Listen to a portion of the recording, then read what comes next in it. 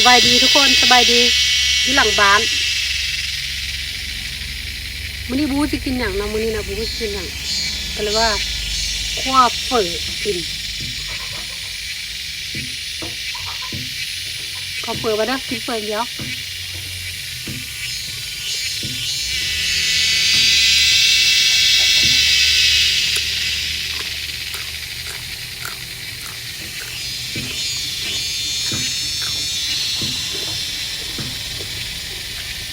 สร้างมาแล้วขึ้นระบุว่าจะกินอย่างตอนแรกก็ข้ามมาก็ขึ้นทุกคนเป็นบอกบูว่ายากอย่างนี้มันต้องอยากคั่วเฝอกันเลยว่าคั่วเฝอเลยปลาทูไม่ได้กินปลาทูหรอกแล้วอยากปลาทู